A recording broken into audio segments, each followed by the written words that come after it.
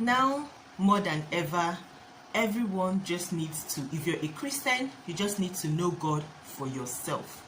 Hello guys, welcome to Hang with Oma. It's your girl Oma. Thank you for clicking to watch and thank you for subscribing to my channel. If you haven't already, is there a subscribe button on your screen? Please click it. A notification bell pop up beside the select all so that you'll be notified every time I upload. If you're a returning subscriber, thank you for coming back. You're the real deal. You know I appreciate you here. Thank you so very much. You guys, today we are going to just talk about generally things that are happening within the Christian religion. Okay, now more than ever, everyone just needs to, if you're a Christian, you just need to know God for yourself. What is happening? I'm sure if you're watching me right now, you must have heard, seen a video, or read somewhere on social media, or just generally hear from people around you. One or two things, you must have a story. You definitely must have a story.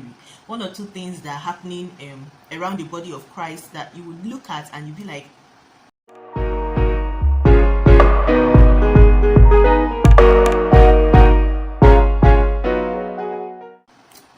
this doesn't seem right. This doesn't seem okay. So now more than ever, you need to know God for yourself. I just felt like it's just too much. You know, the sign that the word of God talked about, that towards the end time, all these things are going to happen. That you see men of God, that they will be lovers of pleasure more than they are lovers of God. You see someone with so many thousands of people following them and reverencing them as God, forgetting that they are humans like you and they probably do have their own shortcomings and weaknesses. It's not like you're going to go and start picking the shortcomings and weaknesses of, you know, your spiritual father or reverend father or your pastor or your bishop or whoever it is that you look up to in your place of worship. It's not like you just go, oh, let me go and snoop around and see what his weakness as a man is. But you should know at the back of your mind that they are not gods, okay? They are human beings, and as such, they are prone to make human errors.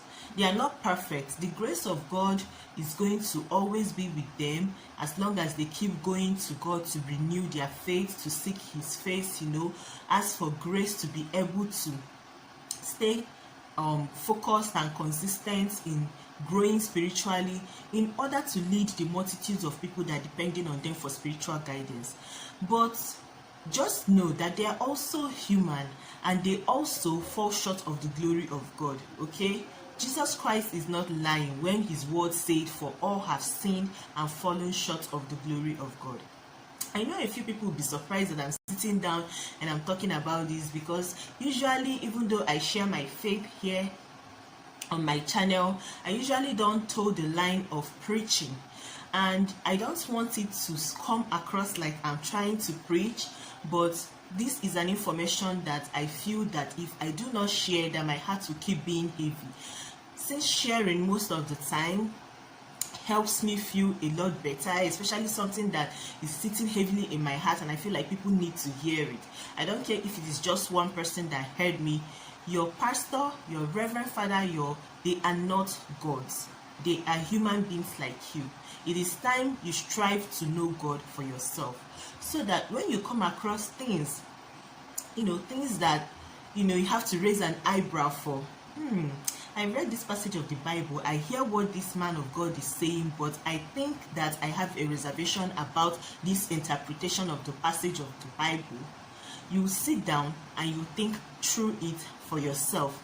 You know, despite the fact that a passage of the Bible does not strictly mean one thing, you can read one passage of the Bible several times and it will speak to you in multiple different times every single time you read it. It does not mean that if you have a reservation about a particular thing that you're not entitled to ask questions.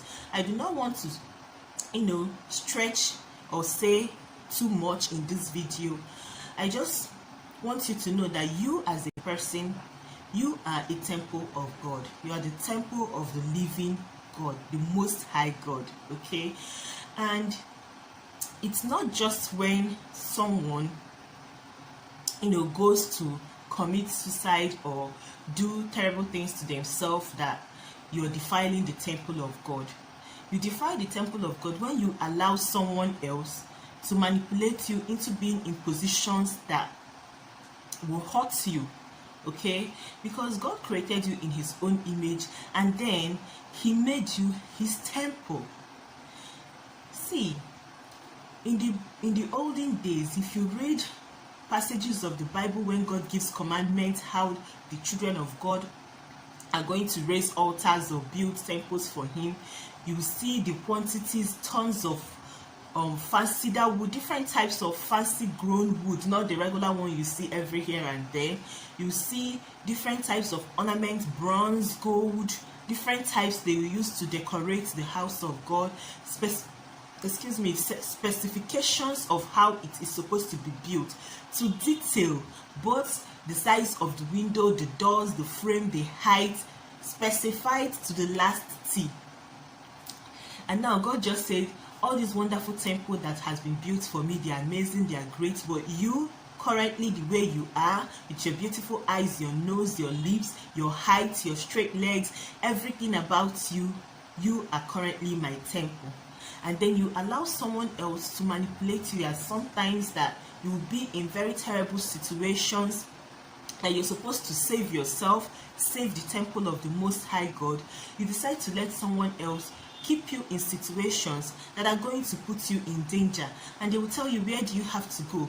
Yes, you're married to this man, you're not supposed to leave him. Marriage is for better, for worse, it's for a lifetime.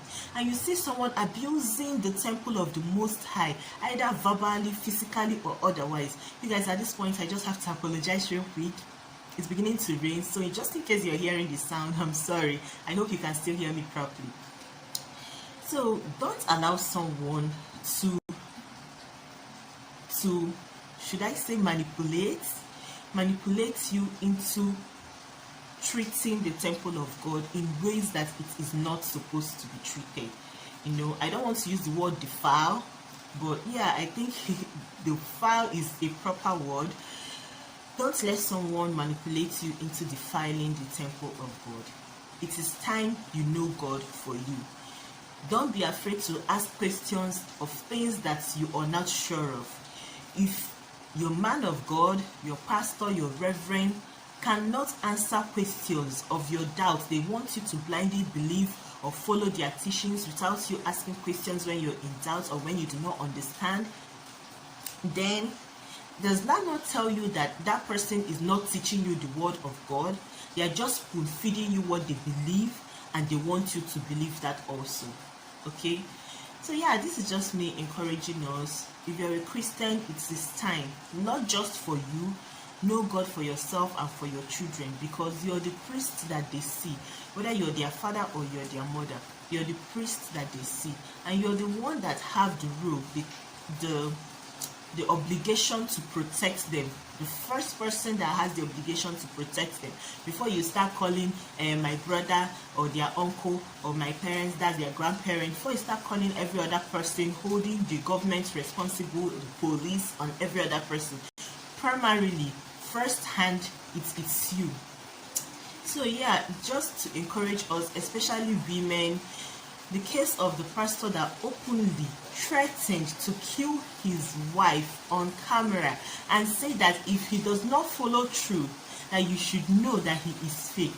And then he's not like, after a while he regretted and he felt remorse and he said, you're not even supposed to say something like that as someone that has been filled and sanctified with the word of God. You're not even supposed to say something like that in anger. Now, he did not regret, he did not pray over it, he did not ask for apology or anything. He followed through with his threat and he killed this innocent woman. Okay, let me not just say the word innocent. Whatever she has done, whatever is her crime, taking a life that you can never give, how does that justify the Spirit of God in you? You guys, I don't want this video to be too long. I think I've spoken enough already. I pray that the Spirit of the God help to interpret this word that I just say to your soul, to your body, to your mind, that you will know God for you and for your family, for your household. If you've watched up until now, thank you for watching. Please don't forget to give this video a thumbs up, and if you haven't, please don't forget to subscribe to my channel. Thank you for watching, guys. I will see you in my next one. I need you to stay.